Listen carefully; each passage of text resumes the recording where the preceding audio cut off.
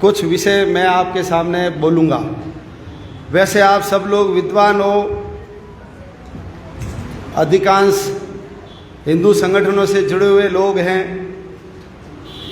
Facebook, WhatsApp, ये जो हाथ में मोबाइल आया है, इसके कारण घर बैठे हमको सब चीज़ें प्राप्त होती है। इसलिए आप सब चीज़ें आराम से जानकारी रखते हैं, फिर भी अच्छी चीज़ों को दोहराएंगे तो उसका परिणाम अच्छा ही होता है, ऐसा मानते हुए मैं ये विषय आपके सामने रखता हूँ। थोड़ा ऊंचा कर। आज जो विषय रखा है, इसको सरल शब्दों में यदि कहें तो जो समाज के अंदर छुआछूत है, भेदभाव है, मैं ऊंचा हूँ, मेरी जाति ऊंची है, ये नीचा है, इसकी जाति नीची है, ये सबसे बड़ी समस्या है। कोई भ्रष्टाचार है, रिश्वतखोरी है, ठीक है, सारे मुद्दे हैं, लेकिन हिंदू समाज में जो सबसे बड़ी बीमारी है, वो बीमारी कौन सी है? तो वो छुआछूत की बीमारी है। राष्ट्रीय स्वयंसेवक संघ के दूसरे सरसंघचालक जी हुए गुरु जी, उन्होंने कहा कि जिसको हम तथाकथित स्वर्ण समाज कहते हैं, उसके दिमाग में घुसा हुआ एक फितूर है, एक भूत है, वो यदि निकल जाएगा तो छुआछूत समाप्त हो जाएगी। तीसरे सरसंघचालक जी हो गए बाला साहब जी देवरस, उन्होंने कहा कि यदि छुआछूत पाप नहीं है तो दुनिया में कुछ भी पाप नहीं है, यानी छुआछूत करना ये महापाप है, ऐसा उन्होंने कहा। इस बीमारी को ठीक करने के लिए समय समय पर अपने भारत भूमि पे संतों का, महापुरुषों का अवतार हुआ है, उन्होंने प्रयास किया है। संत रैदास होंगे, संत कबीर होंगे, कोई रामानंदाचार्य होंगे, कोई वल्लभाचार्य होंगे। आधुनिक युग में देखें तो महर्षि दयानंद सरस्वती है, स्वामी विवेकानंद जी है, और हमारे पड़ोस में भी देखें तो बाबा रामदेव जी है। लगभग 550 साल पहले उनको ये समस्या समझ में आई, इसलिए उसको ठीक करने की कोशिश की। संगठनों में भी गायत्री परिवार के लोग लगे हुए हैं, आर्य समाज के लोग लगे हुए हैं, विश्व हिंदू परिषद लगा हुआ है। संघ तो अपने जन्म से ही लगा हुआ है कि ये समस्या ठीक होनी चाहिए। अपने शरीर में कोई बीमारी होती है तो हम डॉक्टर के पास जाते हैं, डॉक्टर इलाज करता है, तो डॉक्टर कारण भी ढूंढता है कि ये बीमारी आखिर हुई क्यों। और जब अपने को ध्यान आ गया कि ये बीमारी है, तो इसका हमको कारण भी ढूंढना चाहिए कि हिंदू समाज में ये बीमारी आई क्यों। क्योंकि हिंदू धर्म है, ये कोई कपोल कथाओं पर गपोड़बाजियों का कोई बंडल नहीं है कि किसी को आकाश से ऐसी आवाज़ सुनाई दी और उसने किताबों के अंदर टीप दिया। ऐसा हमारा धर्म नहीं है। हमारा धर्म तो बरसों से, जैसे मंथन करके मक्खन निकलता है, ऐसे वर्षों के अनुभव के बाद ये निकल करके आया है। इसलिए हम कह सकते हैं कि दुनिया में जितने धर्म हैं उनके संस्थापक हैं। हिंदू धर्म का संस्थापक कौन है? आप में से कोई नहीं बता सकता। उनकी एक पुस्तक है जिसके आधार पर उनका सारा काम चलता है। हमारे यहाँ कोई किसी पुस्तक के आधार पर नहीं चलता, कोई एक पुस्तक है भी नहीं। जिनका जन्मदिन होता है उसका मरण दिन पक्का होता है। तो ये जितने धर्म है ना, कोई 1435 साल पहले जन्मा, कोई 2022 साल पहले जन्मा, लेकिन हिंदू धर्म कब जन्मा उसकी जन्म तिथि कोई नहीं बता सकता। तो जिसकी जन्म तिथि नहीं है उसकी पुण्य तिथि भी कभी नहीं आएगी। इसलिए ये पक्का विश्वास रखो कि हिंदू धर्म कभी समाप्त होने वाला नहीं है, और ये भारतवर्ष भी समाप्त होने वाला नहीं है। कारण भारत का जन्मदिन नहीं है, डेट ऑफ बर्थ भारत की नहीं है, पाकिस्तान की है, अफगानिस्तान की है, बांग्लादेश की है, सभी देशों की जन्म तिथियां हैं। तो जिसकी जन्म तिथि है उसकी मरण तिथि भी पक्की है, और जिसकी जन्म तिथि नहीं है उसको कोई समाप्त नहीं कर सकता।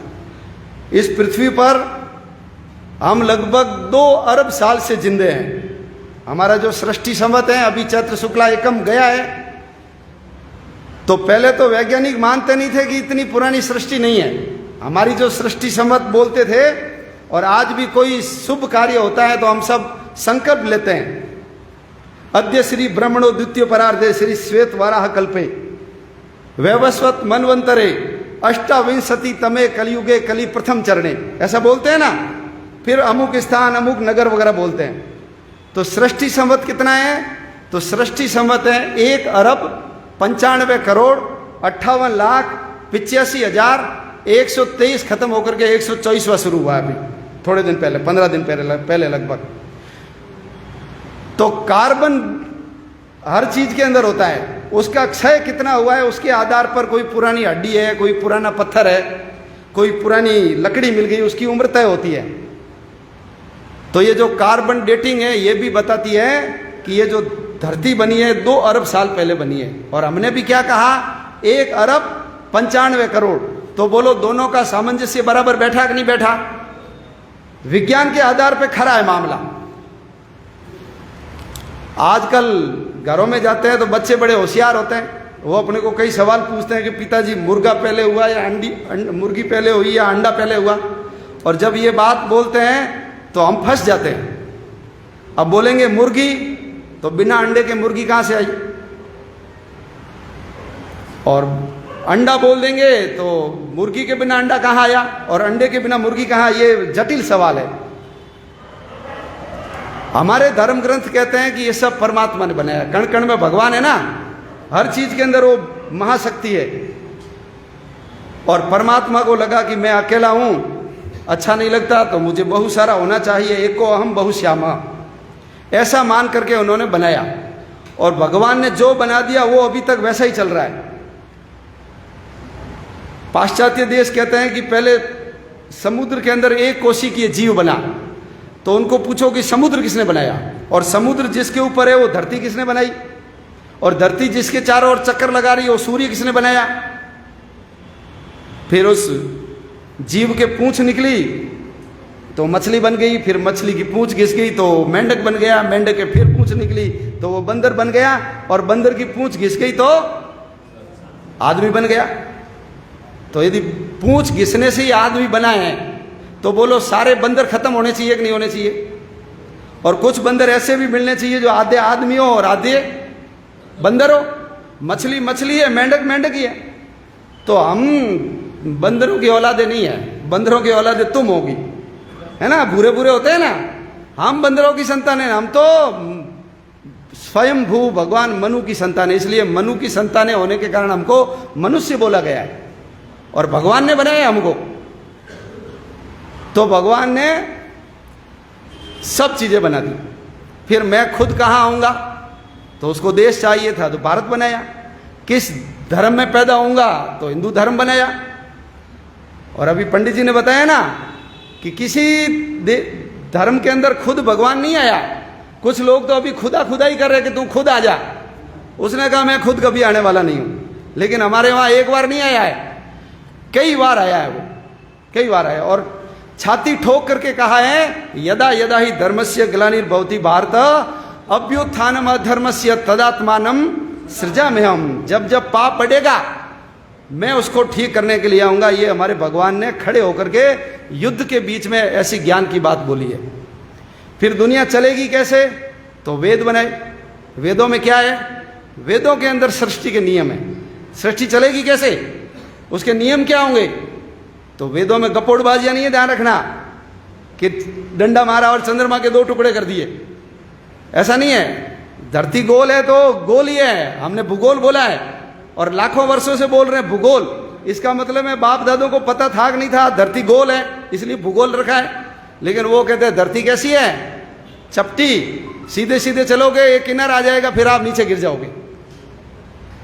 अरे पागलों, विज्ञान ने सिद्ध कर दिया तो भी अभी तुम चपटी लिए हुए बैठे हो। हमारे यहां ऐसा नहीं है। हम वर्षों से जानते थे सूर्य केंद्र में और चक्कर लगाती है धरती, ऐसे सारे ग्रह लगाते हैं। और हमारा जो सबसे बड़ा ग्रह है ना, उसका नाम है बृहस्पति, उसको गुरु भी बोलते हैं। तो वो सूर्य के चक्कर लगाने में 12 वर्ष लेता है और कुंभ कितने साल में आता है? 12 साल में आता है। तो हमारे बाप दादों को लाखों वर्षों से बोलो पता था कि नहीं पता था कि सूर्य केंद्र में और बाकी सारे ग्रह घूमते हैं। लाखों वर्षों से हम कुंभ स्नान करते आए हैं, कुंभ के अंदर हम जाते आए हैं। लेकिन वो क्या कहते थे? वो कहते धरती के चारों ओर सूर्य चक्कर लगाता है, ये बाइबल में लिखा हुआ है। लेकिन इतने कट्टरपंथी हैं कि विज्ञान ने जिसको सिद्ध कर दिया उसके अंदर भी बदल करने की वो हिम्मत नहीं कर सकते। कारण वो पादरियों से डरते हैं, वो कठमुल्लाओं से डरते हैं। डॉक्टर बन गया, विज्ञान जानता है, साइंस और टेक्नोलॉजी में विश्वास करता है, लेकिन उनकी हिम्मत अपने मौलवी के खिलाफ अतार्किक अवैज्ञानिक बात को काटने की नहीं है। लेकिन हमारा धर्म ऐसा नहीं है, हमारा धर्म छूट देता है। हमारे तो यहाँ 4 वाक ऋषि हो गए, उन्होंने कहा ये जन्म बार बार मिलता नहीं है, इसलिए ऐश मौज करनी हो कर लो, मरने के बाद ये शरीर खत्म होने वाला है। तो हमने उसको भी ऋषि माना। यावत जीवम सुखम जीवेत रणम कृत्वा घृतम पीवेत। लोन ले लेकर के क्या पियो? घी पियो। भस्मी भूतस्य देहस्य पुनरागमनम कुतः। ये भस्मी भूत होने वाला है, दोबारा मिलने वाला नहीं है। हमने उसको भी अच्छा माना। राम के ऊपर बोलो टीका टिप्पणी होती है कि नहीं होती है? होती है ना। हम उसको राम के ऊपर चर्चा करने का, तर्क वितर्क करने का छूट देते हैं। उस धर्मों के अंदर है क्या? आप करके देख लो, जिंदा नहीं रहने देंगे। तो हमारा धर्म वैज्ञानिक धर्म, और ये नियम सारे अपने वेदों में लिखे हुए हैं। और उसका प्रचार प्रसार कौन करेगा? तो ये अपने सामने जो भगवा वस्त्रधारी लोग बैठे हैं, तो हमारे यहाँ ये ऋषि परंपरा शुरू की। ये कोई बैठ करके माला नहीं फेरते थे, हैं रिसर्च करते थे। ये रिसर्च जो शब्द है ना, ऋषि से ही बना है। तो इन्होंने घूम घूम करके हमारे विज्ञान की बातों को जन जन तक पहुंचाने का काम किया। तो वेदों में क्या है छुआछूत के संबंध में? तो डॉक्टर अंबेडकर जी को कोट करना ज्यादा ठीक रहेगा। क्यों? अंबेडकर जी ने जो बात कही है ना, उससे पुख्ता बात तो कोई कह नहीं सकता। अंबेडकर जी ने कहा है वेदों के अंदर आर्य शब्द 32 बार आया है, और उन्होंने कहा है कि उसमें जातिवाद बिल्कुल नहीं है। वो क्या है? वो हमारी वर्ण व्यवस्था है, न कि जाति व्यवस्था है। और अपनी जो मनुस्मृति है, बीच के कालखंड के अंदर मुगलों ने हमारे धर्म ग्रंथों को भी खराब किया, तो मनुस्मृति में भी गड़बड़ की, रामायण में भी की, महाभारत में भी कई चीजें जोड़ दी। तो मनुस्मृति कहती है जन्मना जायते शूद्रा। जन्म से सब कौन है? शूद्र है। संस्कारा द्विज उच्यते, संस्कार से द्विज बनते हैं। वेद पठामी भवेत विप्रा, जो वेदों को पढ़ेगा वो विप्र। और ब्रह्म जानामी इति ब्राह्मणः, ब्राह्मण कौन है? जिसने ब्रह्म को जान लिया है वो ब्राह्मण है। अब इसमें किसी जन्म का तो नाम ही नहीं है कि फलाने का बेटा ही वैसा बनेगा, ऐसा नहीं है। और भगवान श्री कृष्ण ने क्या कहा? भगवान श्री कृष्ण ने कहा चातुर्वर्ण मया सृष्टम गुण कर्म विभाग से। ये जो चतुर्वर्ण है ना, ये मैंने ही बनाए। और किस आधार पे बनाए? तो ये गुण और कर्म के आधार पे बनाए। और अपने शास्त्रों में उल्लेख है, अंबेडकर जी ने जो पुस्तक लिखी है अछूत कौन और वे अछूत कैसे बने, उनमें उन्होंने लिखा है कि भारत के अंदर क्षत्रिय का या ब्राह्मण का बेटा शूद्र हो सकता था, और शूद्र का बेटा भी ब्राह्मण और क्षत्रिय बन सकता था। तो उन्होंने उदाहरण बताया, वो है वेद व्यास का। वेद व्यास थे, उनके पिताजी का नाम था पाराशर ऋषि, और उसकी पत्नी यानी वेद व्यास जी की माँ, उनका नाम था सत्यवती। आपने अभी देखा होगा सत्यवती क्या काम करती थी? मल्लाह थी, नाव चलाती थी, लोगों को नदी पार करवाने का काम करती थी। विवाह किससे हुआ? ऋषि पाराशर से। यानी आज की हम जो एससी और एसटी वर्ग के लोग हैं, उसकी जाति उसका विवाह किससे होता है? एक ब्राह्मण से होता है। और जो उनका बच्चा पैदा होता है वेद व्यास, बोलो हम सब लोग उनको सम्मान से देखते हैं कि नहीं देखते हैं? गुरु पूर्णिमा क्यों मनाते हैं? वेद व्यास जी के जन्मदिन के कारण गुरु पूर्णिमा मनाते हैं। तो ये उन्होंने उदाहरण दिया। ऐत्रेय ब्राह्मण नाम का जो ग्रंथ है, वो लिखने वाला कौन था? महिदास, वैश्य का पुत्र था। हमने उनको ब्राह्मण माना। हमारे एक ऋषि हो गए विश्वामित्र, जन्म से कौन थे? जन्म से क्षत्रिय थे, आपको याद होगा। लेकिन उनके तप के कारण उनको क्या उपाधि मिली? ब्रह्म ऋषि की उपाधि मिली। यानी पैदा किस कुल में हुआ है? क्षत्रिय कुल में, लेकिन कर्म के कारण वो क्या बन गया, वो ब्राह्मण बन गया। परशुराम जी महाराज हुए, तो परशुराम जी की मां कौन थी? परशुराम जी की मां थी रेणुका। परशुराम जी की उस हिसाब से करें तो क्षत्रिय थे, लेकिन मां कौन थी? मां ब्राह्मण थी। तो ऐसा विवाह होता था। नारद मुनि किसके पुत्र थे? वो गणिका के पुत्र थे। इसका अर्थ है जन्म से कोई मतलब नहीं था। आज की भाषा में यदि समझाना चाहे तो बोलो, आज भी 4 क्लासें होती है। पहले ब्राह्मण, क्षत्रिय, वैश्य और शूद्र होते थे, लेकिन आज हम बोलते हैं ये फर्स्ट ग्रेड है। टीचर होते हैं ना, first grade, second grade, third grade. लेकिन जो झाड़ू लगाता है, जो घंटी बजाता है, पानी ला करके पिलाता है, सफाई करता है, उसको क्या बोलते हैं? 4th क्लास बोलते हैं कि नहीं बोलते हैं? 4th class. और बोलो वो 4th क्लास अमुक जाति वाला ही व्यक्ति बनता है या कोई भी बन सकता है? वो ब्राह्मण के घर में पैदा होता है तो भी बोलो वैकेंसी निकलती है चपरासी की, वो देता है कि नहीं देता है? जाति उसकी ब्राह्मण है, लेकिन काम कौन सा कर रहा है? वो 4th क्लास यानी शूद्र का काम कर रहा है। और कोई शूद्र के घर में पैदा हो जाए तो बोलो वो परीक्षा पास करके कलेक्टर बन सकता है कि नहीं बन सकता है? एसपी बन सकता है कि नहीं बन सकता है? बस ये का ये सेम सिस्टम उसके अंदर उस समय था। अंबेडकर जी अपनी पुस्तक में लिखते हैं कि एक राजा था, उसका नाम था शूद्रक। उनकी एक पुस्तक है, उस पुस्तक का नाम है कादम्बरी। आप में से कईयों ने पढ़ी होगी, नहीं तो पढ़ना।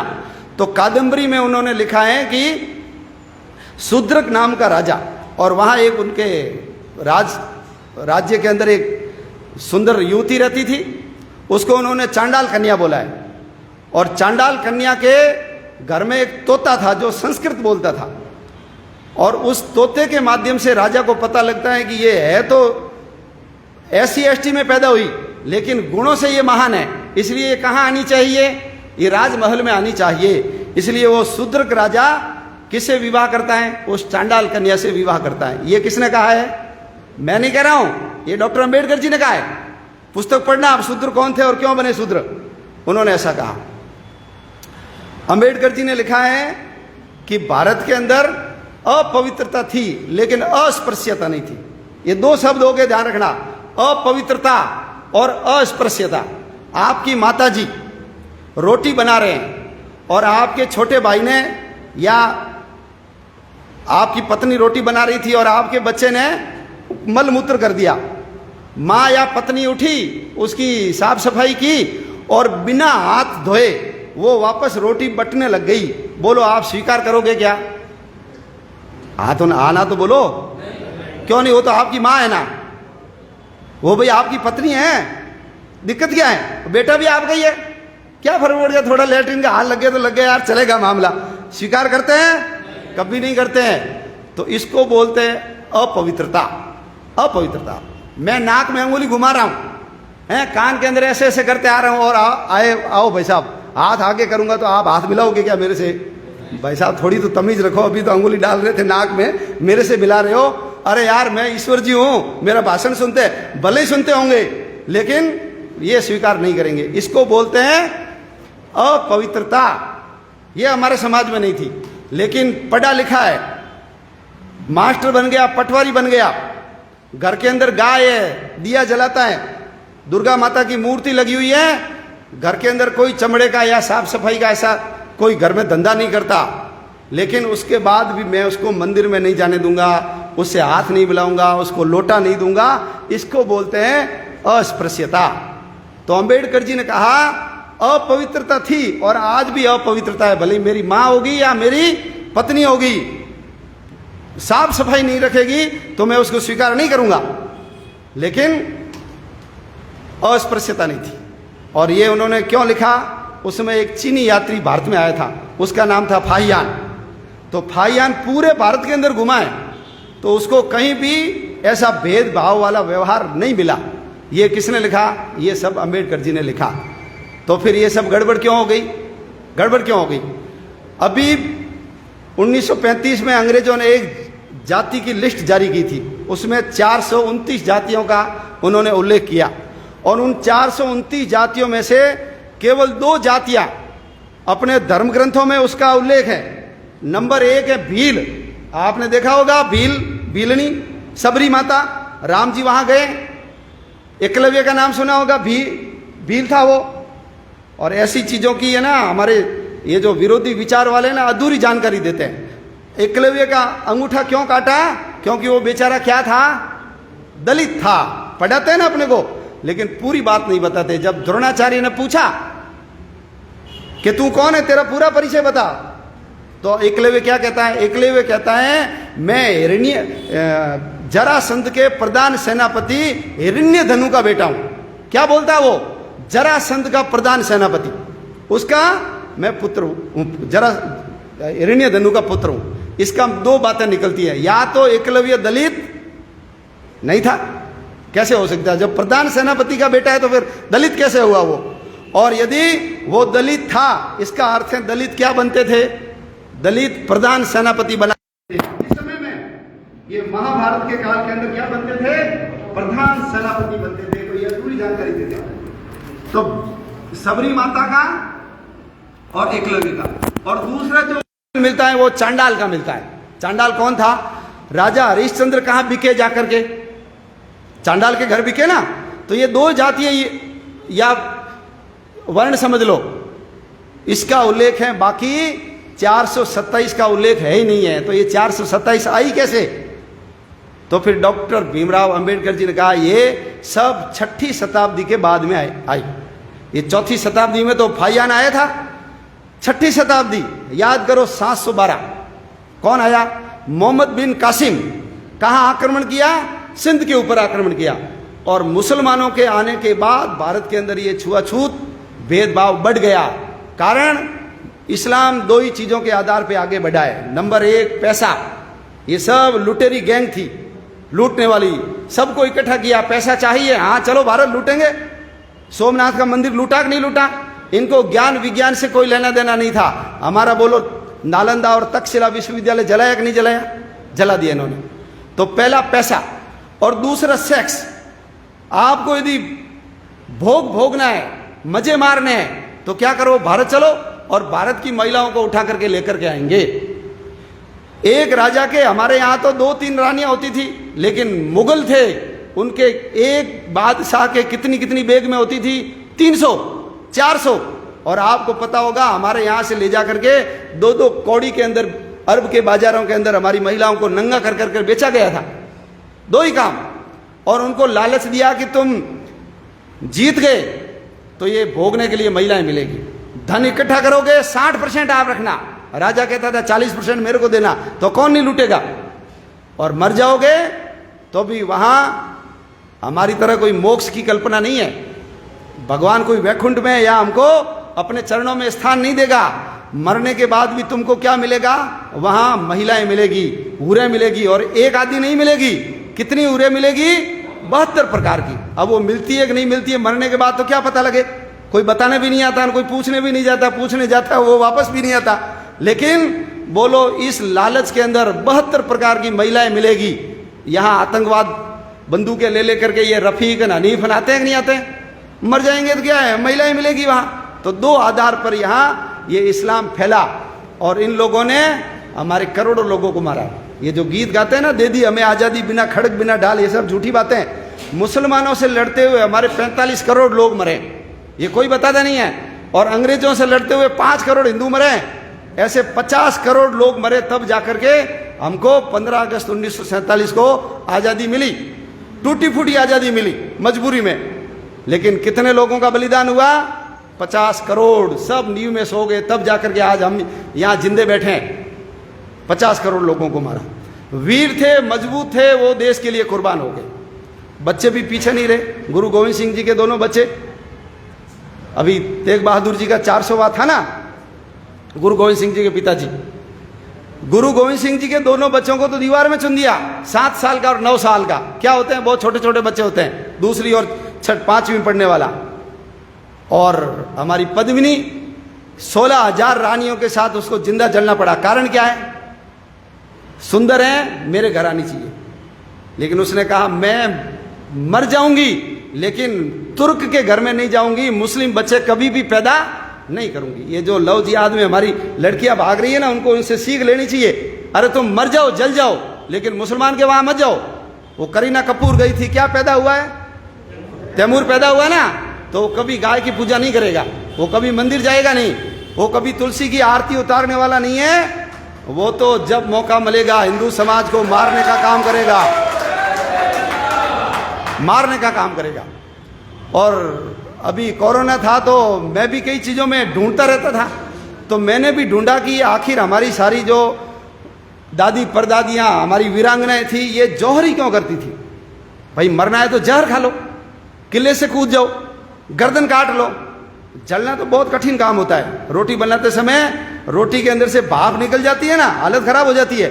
अगरबत्ती लग जाती है ना तो कई देर तक फूं फूं करते हैं। जलना बहुत कठिन काम है। क्यों जलती थी? कारण हमारी क्षत्राणियों को पता था कि मेरे मरने के बाद भी पापी मेरे शरीर को नहीं छू सके।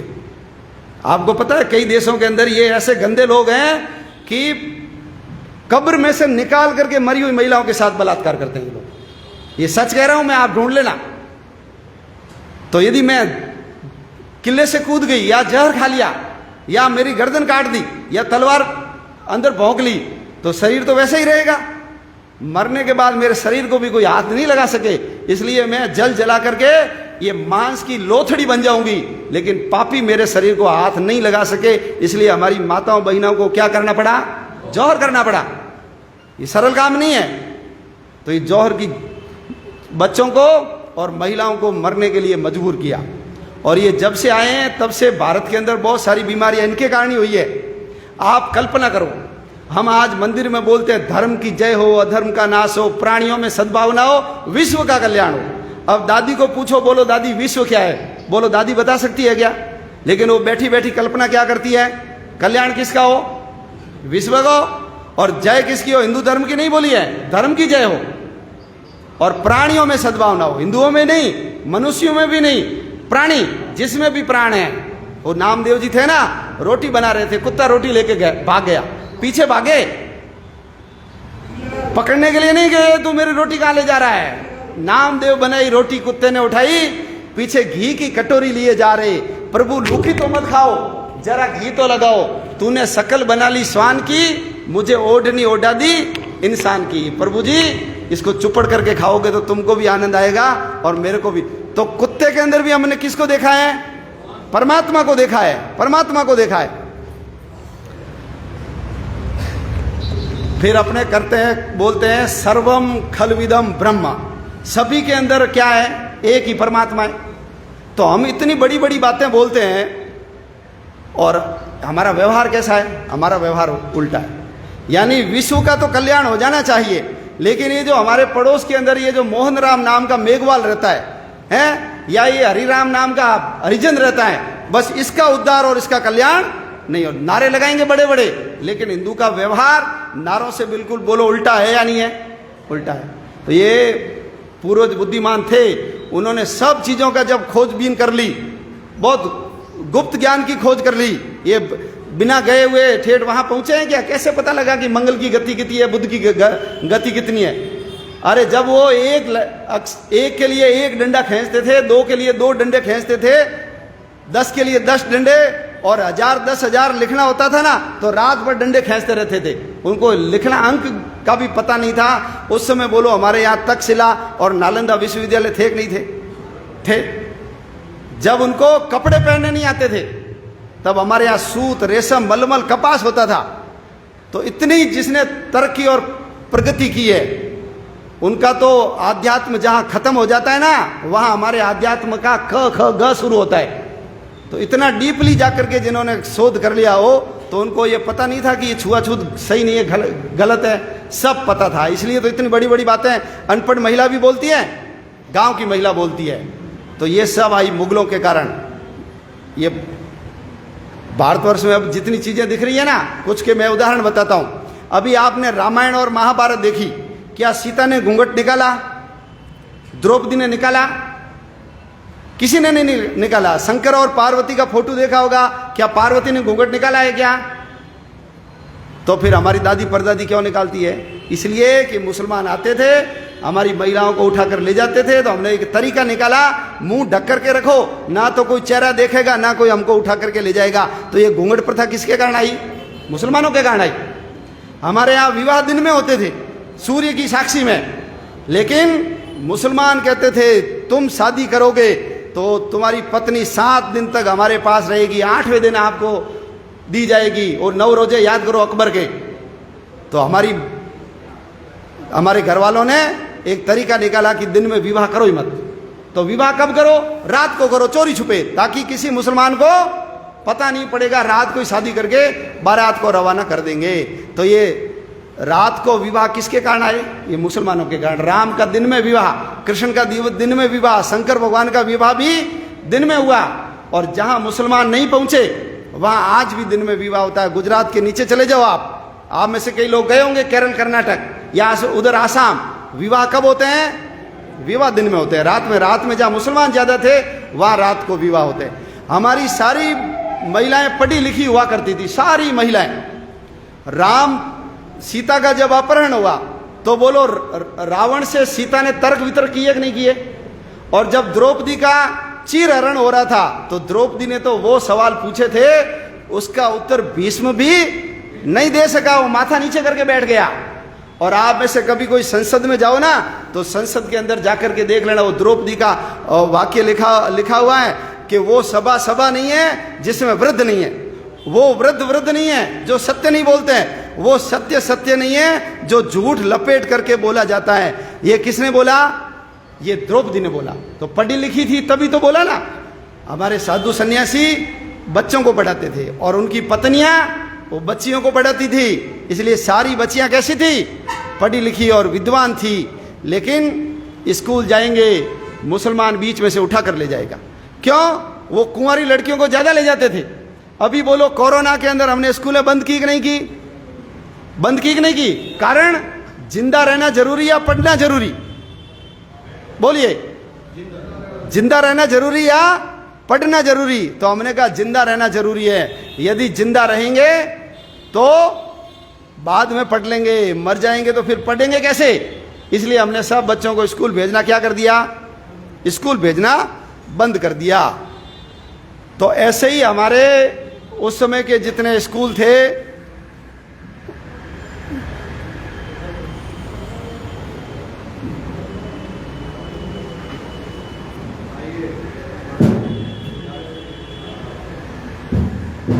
बैठ जाओ, कार्यक्रम चल रहा है, मोबाइल बात बैठ जाओ।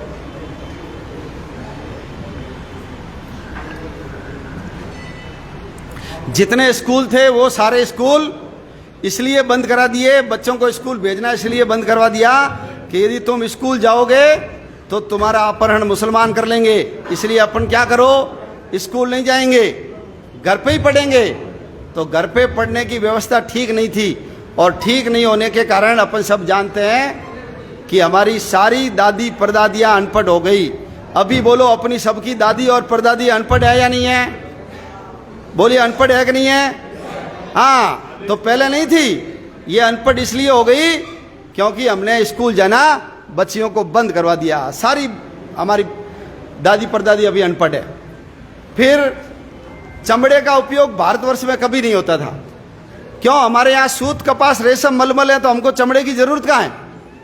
चमड़ा तो वो उपयोग करेंगे जहाँ सूत, कपास, रेशम, मलमल नहीं होता। पशुओं को मारो, उसी के खाल की थैली बनाओ, उसी के खाल की ऐसी लीरी काट करके डोरी बना लो। लेकिन हमको, हमारे यहाँ सूत कपास था इसलिए उसकी जरूरत नहीं थी। मुसलमान जब भारत के अंदर आए तो उनको बहुत बड़ी मात्रा में अपनी सेना के लिए खाद्यान्न की जरूरत थी। खाएंगे क्या?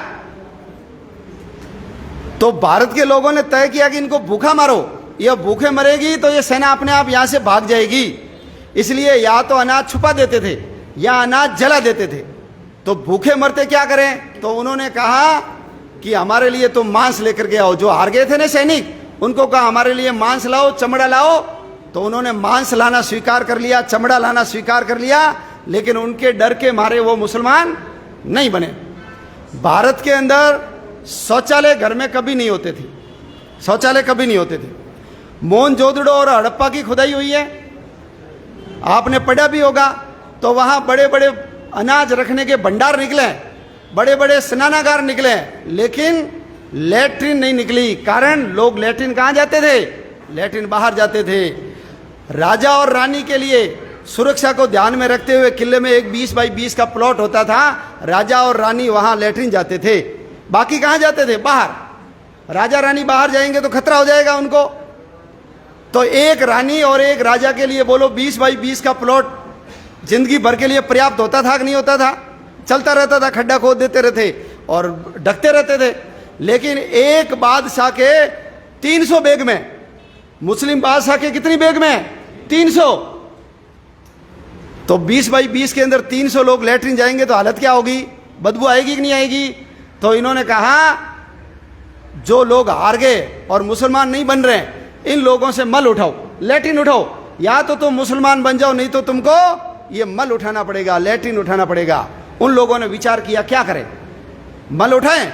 आप कल्पना करो, आपको कोई तगारी भर करके दे दे और बता दे इसके अंदर क्या है? मल है। आप सिर पे रख करके जा सकते हो क्या? थैली के अंदर दे दे, काले रंग की थैली में है कि इसमें लैट्रिन है, थोड़ी जाते हुए बाहर फेंक देना, असंभव। कैसा मन में फील होता है सिर पे उठा करके जाना। लेकिन वो बड़े दूरगामी लोग थे, उन्होंने कहा हमेशा अंधकार नहीं रहता है, कभी न कभी सूरज उगेगा, इसलिए लैट्रिन उठा लो। और यदि मुसलमान बन गए तो ये 6ठी 7वीं 8वीं पीढ़ी बाद भूल जाएंगे कि हम सब लोग हिंदू थे, ये हमारे बच्चों को मारेंगे, मंदिर तोड़ेंगे, महिलाओं का अपहरण करेंगे। ये भारत के जितने मुसलमान हैं ना, ये सब पहले कौन थे? हिंदू। उनके अंदर राठौड़ है, पवार है, चौहान है, भाटी है, सोनगरा है, ये सारे हैं। तो ये सब पूर्वजों को भूल गए कि हम सब हिंदू थे। तो बोलो ये सब भाटी राठौड़ बने हुए मुसलमान आज बोलो मंदिरों पे हमला करते हैं कि नहीं करते हैं? हमारी शोभा यात्राओं पे पत्थर फेंकते हैं कि नहीं फेंकते हैं? ये फेंकते हैं। तो इन्होंने कहा अपने को मुसलमान नहीं बनना, मल उठा लेंगे। तो इनका मान सम्मान भंग हो गया और इसी के कारण भंगी शब्द आ गया। बाकी भंगी शब्द का अर्थ क्या होता है? 150-200 साल पहले की किसी भी पुस्तक को देख लो, उसमें भंगी शब्द नहीं है। क्यों? उसमें था ही नहीं। 200 साल पुरानी कोई पुस्तक उठाओ तो बोलो उसमें मोटरसाइकिल का वर्णन मिलेगा क्या? मोटरसाइकिल थी नहीं, तो वर्णन कहां से आएगा किताबों में?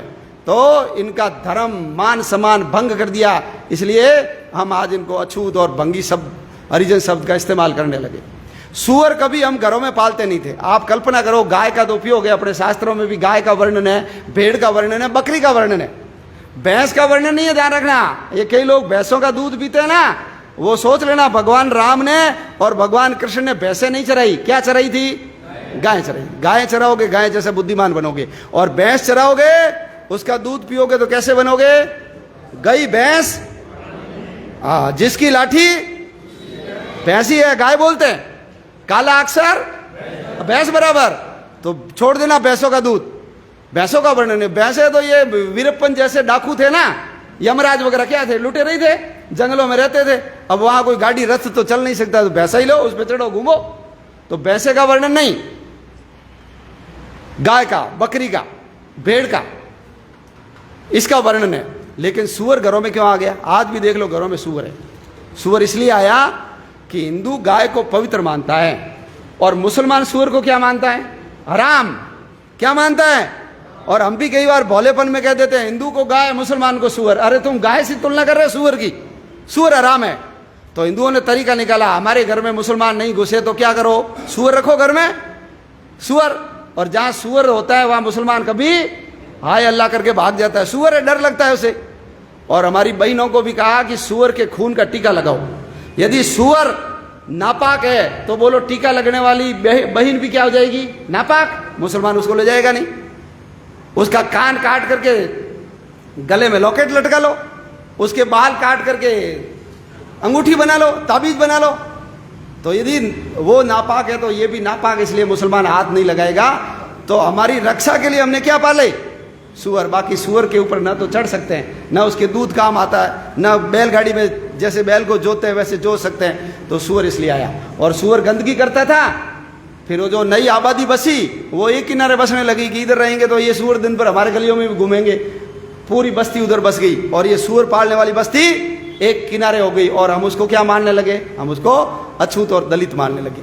मुसलमानों ने जानबूझ करके जजिया कर लगाया, जजिया कर, ताकि हिंदुओं की आर्थिक स्थिति क्या हो जाए?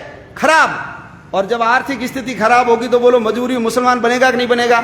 मुसलमान बनेगा। या भूखमरी के अंदर घर की हालत खराब हो जाएगी। और जिसका घर बड़ा तहस नहस रहता है, गंदगी रहती है, उसमें कोई जाता नहीं, तो अपने आप हिंदू समाज के अंदर दरार पड़ जाएगी। तो ये जजिया कर भी इसलिए लगाया।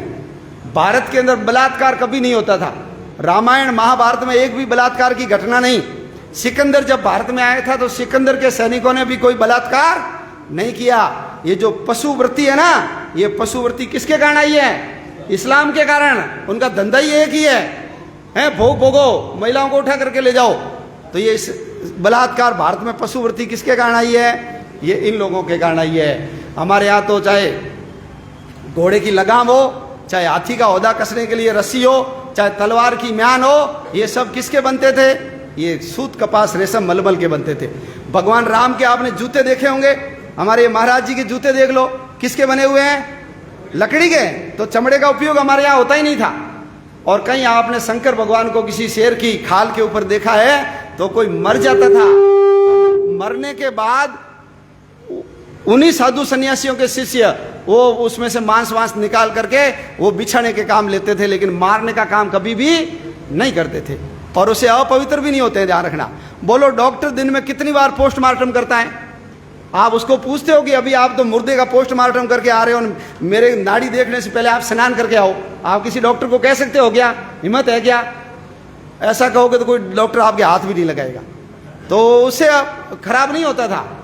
बैठेंगे तो चींटियां वीटियां नहीं चढ़ेगी, इसलिए वो बालों वाली बिछाते थे। लेकिन खाने के लिए मांस कभी उपयोग नहीं होता था। सीता माता ने जब वो हिरण को देखा और राम को कहा कि इसको लेकर के आओ, मारने के लिए नहीं कहा। कई लोग तर्क देते हैं कि सीता ने मांस के लिए कहा, झूठी बात। आपने वाल्मीकि रामायण पढ़ी नहीं। उन्होंने कहा है कि ऐसा स्वर्ण मृग मैंने देखा नहीं, और मैं यहाँ अकेली रहती हूँ, आप तो दिन में फल फूल लेने जाते हो, मेरा मन नहीं लगता। घर में हिरण रहेगा तो मेरा मन लगा रहेगा। और मैं जब वापस अयोध्या जाऊंगी ना, तो मैं मेरी सासू माँ को ये हिरण भेंट करूंगी कि देखो मैं आपके लिए क्या लेकर आई हूं, ये सोने का हिरण। इसलिए सीता माता ने राम को कहा हिरण को लाओ, मांस खाने के लिए नहीं लाए। ये झूठे मक्कार लोग हैं जो उल्टी पुल्टी बातें फैलाते हैं, और अपन लोग भी पढ़ते नहीं, इसलिए उनको मान लेते हैं कि हाँ यार ये सही बात होगी। सही नहीं है, झूठी बातें हैं ये सारी चीजें। तो मांस चमड़ा ये भारतवर्ष के अंदर कभी भी हम उपयोग नहीं करते थे। ये सब मुगलों के कारण आया, सारा मुगलों के कारण आया। लेकिन हम सब लोग आज उनके त्याग और तपस्या और उनके बलिदान और उनकी वीरता को भूल गए। ये सब योद्धा थे। आप याद करो, अंबेडकर जी जब उन्होंने घोषणा की मैं हिंदू जन्मा हूं, हिंदू मरूंगा नहीं, तो मुसलमान भी पीछे पड़े और ईसाई भी पीछे पड़े। क्यों? वो जानते थे कि भारत के अंदर 8 करोड़ SC और ST के लोग हैं। ये यदि मुसलमान या ईसाई बनेंगे अंबेडकर जी, तो बोलो उनके अनुयायी भी क्या बन जाएंगे? मुसलमान ईसाई बन जाएंगे। तो फिर 1947 में देश का विभाजन नहीं होता, उससे पहले ही देश का विभाजन हो जाता। लेकिन अंबेडकर जी ने कहा मैं उस धर्म में कभी भी नहीं जाऊंगा जिसकी जड़ें विदेशों से जुड़ी हुई है। उन्होंने बौद्ध धर्म स्वीकार किया, तो क्या फर्क पड़ गया? आज भी कई बार कोई बौद्ध बनता है तो हमको चिंता हो जाती है, अरे बुद्ध को तो हमने अवतार माना है। बोलो बौद्ध बनने के बाद भी अंबेडकर जी का नाम बदला क्या? भीमराव अंबेडकर ही रहा ना। महाभारत का भीम सुना है ना, उसी से तो भीम आया शब्द। ये उनके पिताजी का नाम था रामजी अंबेडकर। बोलो नाम बदला रामजी अंबेडकर? नहीं बदला। और उनके गुरु का नाम था महादेव अंबेडकर, जिसके कारण इनको अंबेडकर की उपाधि मिली। नहीं बदला, कोई फर्क नहीं पड़ा। वही पूजा, वही चावल, वही दिया, सेम की सेम प्रक्रिया है। इसलिए अंबेडकर जी का हमारे ऊपर क्या है? ऋण है, उपकार है। और उन्होंने कहा भी था कि मैं चाहता तो भारत का कबाड़ा कर सकता था, ऐसा उन्होंने कहा है, लेकिन मैं कम से कम नुकसान हो वो काम करूंगा। लेकिन अपन जानते हैं ये जो विदेशी शक्तियां हैं वो आज हमारे इन दलित भाइयों को बहला फुसला करके हमारे विरोध में खड़ा करते हैं। कारण उनका सपना है, वो कहते हैं भारत तेरे टुकड़े होंगे इंशाअल्लाह इंशाअल्लाह। तो टुकड़े कैसे होंगे? जातियों को लड़ाएंगे तभी तो टुकड़े होंगे। तो ये कई लोग इनके घरों के अंदर जा करके हिंदू समाज के खिलाफ खड़े करते हैं। और हमारा भी दोष है कि हम उस बस्तियों में जाते नहीं, हम उनको कभी गले लगाते नहीं, हम उनको कभी घर में आने देते नहीं, हम उसके घर में नहीं जाने देते नहीं। तो बोलो यदि हम उसके साथ दुत्कारने का व्यवहार करेंगे, अपमानजनक व्यवहार करेंगे, तो बोलो वो मोहन राम मोहम्मद बनेगा कि नहीं बनेगा? वो मोहन राम माइकल बनेगा कि नहीं बनेगा? बनेगा। मीनाक्षीपुरम की घटना याद कर लो। एक डॉक्टर माधवन, उसकी पत्नी पानी भरने गई, पहले तो गांव वालों ने कमरा नहीं दिया, वीर सावरकर थे ना, उन्होंने एक पुस्तक लिखी है मोपला, आप पढ़ना, उसमें ये कहानी है। तो किराया नहीं दिया, झोंपड़ी बना करके रहा बेचारा। और एक बार जब नल के नीचे पानी भरने गई पत्नी, तो किसी का घड़ा लगा हुआ था, घड़ा भर गया, कोई थी नहीं, तो इसने उस घड़े को हटा करके दूसरा घड़ा लगा दिया। तब तक वो महिला आ गई और उसने कहा, ए तूने मेरे घड़े के हाथ कैसे लगाया? घड़े में छूत आ गई और उसकी पिटाई की, और उसी से प्रभावित होकर के ये माधवन है, मोहम्मद बने। और आपको पता होगा ये 100 साल हो गए, 1922 2022, 10,000 हिंदुओं को मारा उन लोगों ने, 10,000 लोगों को, और गांव का नाम बदल करके वो मीनाक्षीपुरम से रहमत नगर कर दिया। ऐसे ही दुष्परिणाम आएंगे, दुष्परिणाम आएंगे। तो अपन सब लोगों को यदि हिंदू समाज को सशक्त करना है, तो ये बिखरी हुई अंगुलियां है ना, तो कोई भी तोड़ देगा। लकड़ी अलग अलग रहती है ना, कोई भी तोड़ सकता है, धागे अलग अलग रहते हैं तो कोई भी तोड़ सकता है, लेकिन जब रस्सी बना देते हैं तो बोलो मद मस्त हाथी को भी बांध सकते हैं कि नहीं बांध सकते हैं? अंगुलियां जब मिल जाती है, मुक्का बन जाता है, तो बोलो ताकत थप्पड़ में होती है या मुक्के में होती है? कोई बोलता है कि थप्पड़ मारूंगा दांत टूट जाएंगे, दांत तोड़ने हो तो क्या मारना पड़ता है? हाँ, मुक्का ही मारना पड़ता है। इसलिए अपने इनके षड्यंत्र को समझे। भारतवर्ष के अंदर हिंदू समाज में फूट डालने के लिए 5 लाख मुस्लिम प्रचारक लगे हुए। मेरा परिचय कराया ना प्रचारक, ये स्वरूपदान जी भी है प्रचारक। हम तो 3,000 ही है, मुसलमानों के कितने हैं? 5 लाख। और एक प्रचारक को उनको 30-32 हजार रुपए की तनख्वाह मिलती है। भारत के अंदर 1.5 लाख मदरसे हैं, कितने हैं? हाँ, आप समझना मत, वहां कंप्यूटर साइंस पढ़ाई जाती है, जिहाद पढ़ाया जाता है। 5 लाख मस्जिद है, कितनी? 5 लाख। और दिन में 5 बार बताया जाता है, मुसलमानों सो मत जाना, इस देश के ऊपर कब्जा करना है, ला इलाहा इल्लल्लाह मोहम्मद रसूलुल्लाह, उसका कलमा दिन में कितनी बार पढ़ाया जाता है? 5 बार। आप देखते हो मेरे ध्वनि प्रदूषण हो रहा है, अरे ध्वनि प्रदूषण नहीं हो रहा है, उनको लक्ष्य याद दिला रहे हैं कि मुसलमानों तुम सो मत जाना, दिन में 5 बार। आपको तो साल में 1 आधी बार ला करके हम देशभक्ति की डोज देते हैं, लेकिन वो कितनी बार देते हैं दिन में? 5 बार देते हैं। 5 लाख मस्जिद है, 5 लाख प्रचारक, 18 आतंकवादी संगठन है भारत के अंदर। कितने? 18 आतंकवादी, 10,000 इनके 18 आतंकवादी संगठन, और 10,000 लोग ऐसे हैं जो कोई सिम्मी, कोई IS, कोई हिजबुल मुजाहिदीन, कोई लश्कर तोयबा, इनसे जुड़े हुए 10,000 लोग हैं। चाइना इनको सपोर्ट करता है। चाइना ने भी भारत के अंदर 2 लाख लोग डाल रखे हैं। ईसाइयों ने भी अपने फादर मदर सिस्टर, ये मदर टेरेसा गैंग है ना, ये कोई सेवा चाकरी के लिए नहीं आई थी, केवल धर्म परिवर्तन के लिए आई थी। इनकी भी संख्या 3 लाख है। ऐसे कुछ कुल 10 लाख लोग हैं जो हिंदू समाज को छिन्न भिन्न करने के लिए लगे हुए हैं। इसलिए आप सब लोग जो शुरू से ये संगठन इस काम में लगा हुआ है, 1939 के अंदर डॉक्टर अंबेडकर जी RSS का कैंप देखने के लिए आए, और डॉक्टर हेडगेवार जी जिन्होंने संघ शुरू किया, उनको बड़ा अच्छा लगा। गांधी जी भी आए थे। गांधी जी ने पूछा अपना परिचय बताओ, तो हम तो जाति बोलते ही नहीं है, लेकिन गांधी जी के मन में थी कि जाति बताओ, तो उनको कहा भैया अपनी जाति बताओ। तो एक ही पंक्ति के अंदर ब्राह्मण, क्षत्रिय, वैश्य और शूद्र बैठ करके भोजन कर रहे थे। तो गांधी जी ने कहा, धन्य डॉक्टर हेडगेवार तू, मैं इनको एक साथ नहीं बैठा सका, तूने बैठा दिया। और अंबेडकर जी जब इस बातों से प्रभावित हुए, तो अंबेडकर जी ने डॉक्टर जी को कहा था कि आप काम तो बहुत अच्छा कर रहे हो, लेकिन आपकी गति बहुत धीरे है, गति आपको बढ़ानी पड़ेगी। तो आज जो स्थिति बदली है, ये हमने 100 साल लगाए हैं पूरे। 1925 से ये 2025 आ रहा है, संघ ने 100 साल लगाए, अब जाकर के विस्फोटक स्थिति बनी है। तो अपन सब लोग इस विषय को समझें। इसलिए हमारा एक मित्र होना चाहिए जिसको हम अपने घर बुला करके भोजन करा सकते हैं। सबको पता है ये फलानी जाति का है, फिर भी मेरे घर आया है। दादी को पता है, नानी को पता है, पत्नी को पता है, मैं उसके घर में जाकर के भोजन कर सकता हूं। और एक उदाहरण हजारों भाषणों से ज्यादा असर करता है। एक कुआं, सभी उस कुएं में पानी भरेंगे। एक शमशान, सभी वहां दाह संस्कार करेंगे। एक मंदिर, सबको जाने का अधिकार है। अरे तुम्हारे मंदिर के अंदर कुत्ता घुस सकता है, गंदगी खाता है। तुम्हारे घर के अंदर कई लोग कुत्ता पालते हैं आजकल, और हमको बताते हैं और भाई साहब ये 50,000 का कुत्ता है। तो मैं पूछता हूँ आपके बच्चे कितने हैं? तो हाँ, लड़का तो एक ही है। तो ये कुत्ता पाल रहे हो, उसे एक बच्चा ही पैदा कर लेते। और भाई कुत्ता पाला है, उससे अच्छा एक बच्चा पैदा कर लेते, वो काम आता। नहीं, बच्चा तो एक ही करेंगे, बच्चा एक ही करेंगे। वो घूमता है सब जगह।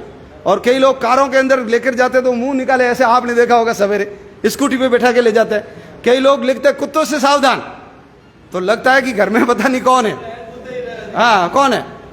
बिल्ली हमारे घर में आती है, बिल्ली जो चूहे खाती है, और आपका भगोला भरा हुआ दूध यदि बिल्ली चाट करके चली जाए तो बोलो आप में से कोई भी दूध बाहर फेंकता है क्या? अरे वो तो चूहे खा के आई है ना। और चूहा आपके पीपे में गिर जाए, 15 किलो का घी का पीपा भरा हुआ, और उसमें चूहा गिर जाए, बोलो किसी ने आज तक हिम्मत की कि जब मैं भैया चूहे को भी निकालूंगा और घी को भी फेंकूंगा? फेंकता है क्या कोई? सब चूरमा कर करके खाते हैं या हलवा बना बना करके खाते हैं। तो वो चूहे से खराब है क्या? वो बिल्ली से भी खराब है क्या? वो कुत्ते से भी खराब है। और हम यदि ऐसा व्यवहार करेंगे तो ये दूर जाएंगे। इसलिए अपने को मित्रता गांठनी, और जितना जल्दी ये काम होगा उतना ही देश सुरक्षित रहेगा। मुसलमान तो बड़ा उस्ताद और होशियार है, या जय भीम जय मी बोलता है। क्यों? क्योंकि उनको पता है हिंदू समाज की 12 बजानी है तो मुसलमान प्लस SC ST मिलकर के हिंदू को मारेंगे, और जब बाकी हिंदू समाज मर जाएगा ना तो बोलो SC ST को भी वो छोड़ेगा क्या? उसका उदाहरण है पाकिस्तान। बोलो पाकिस्तान में मारा नहीं मारा हिंदुओं को? ये भील मेघवाल ये अभी भी आए हुए बैठे थे भील, ये 2-4 खड़े हो तो इनको पूछो, यहाँ जय भीम वो गंगना बस्ती से आए ना कुछ लोग, पाक विस्थापित आए ना, बाहर खड़े हैं। मुसलमानों ने मारा उनको और भाग करके भारत में आया, तो इनको कहो भैया तुम जय भीम यहाँ बोल रहे हो, और पाकिस्तान वाले तुम्हारे मुसलमान भाइयों को भी तो कह दो ना कि वहां जय भीम का नारा लगा लो। उसको पता है, उसको पता है। बेंगलोर के अंदर कृष्ण भगवान के ऊपर टिप्पणी की तो कांग्रेस का MLA उसके भतीजे ने भी वापस टिप्पणी की कि बलात्कारी कृष्ण भगवान नहीं थे, बलात्कारी तो वो व्यक्ति जिसकी उम्र 60 साल थी और 7 साल की बच्ची से शादी की है, वो बलात्कारी था। मुसलमानों ने उसके घर पे हमला किया, उसका घर जला दिया, थाना जला दिया। एक भी कांग्रेसी वहां नहीं गया। क्यों? क्योंकि दलित को पीटने वाला कौन था? वो मुसलमान था। और मुसलमान के खिलाफ बोलेंगे तो हमको वोट कैसे मिलेंगे?